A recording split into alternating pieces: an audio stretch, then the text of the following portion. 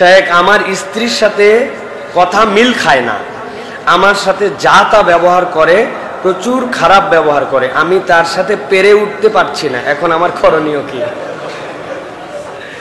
ভাই আপনারা হাসছেন, যার এই অবস্থা সে জানে তার জ্বালা কি। পরিবারের মধ্যে যদি শান্তি না থাকে, আল্লাহ বলছেন যে মাওয়াদ্দাতাও ওয়া রাহমা, আল্লাহ তোমাদের তাদের সাথে একটা শোভনীয় আদরীয় একটা ভালোবাসার সম্পর্ক দিয়েছেন।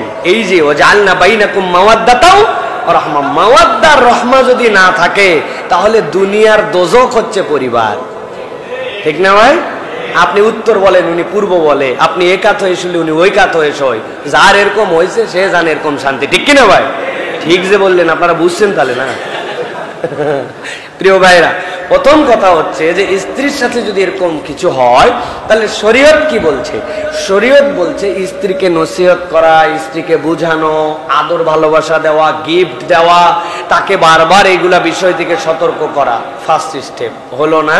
দ্বিতীয় স্টেপ হচ্ছে ছেলে এবং মেয়ের বাড়ি থেকে সালিশ নির্ধারণ করা যে আপনাদের মেয়ে অথবা এই ছেলে, আমার স্বামী অথবা আমার স্ত্রী, এইরকম ভাবে তাদের সাথে এই সংসার করা কঠিন, আপনি তাদেরকে বুঝান। মেয়ের পরিবার থেকে আল্লাহ বলছেন লোক ডাকো, ছেলের পরিবার থেকে মুরব্বী, যারা উভয় পরিবারে মানে, দুইজন অভিযোগ দিবে, তারা দুইজন সালিশ করবে, তারা দুইজন বুঝাই দিবে, দিয়ে তাকে অবকাশ দিবে।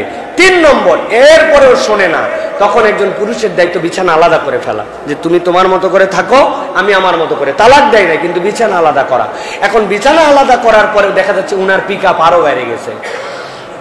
1 মাস 2 মাস 3 মাস চলে যাচ্ছে, চিন্তা করতেছে বেটা ভালোই হয়েছে, বিছানা আলাদা হয়েছে, আল্লাহ বাঁচাইছে একদম। এরকম যদি চিন্তা করে তাহলে তার কিছু নাই, তাহলে আলাদা আলাদা ইদ্যতে তাকে তালাক দিতে হবে। তালাক দেওয়ার পরে যদি ফেরত আসে, প্রথমের পরে এরপরে তো আপনার কোনো বিয়ে শাদী কিছুই লাগবে না, বুঝ মানে নিছে। দ্বিতীয়টা তালাক প্রথমটা থেকে যাবে, এরপর আবার একটা পিরিয়ডের পরে তালাক দিতে হবে, এরপরে দেওয়ার পরে চিরস্থায়ী বিচ্ছিন্ন হবে।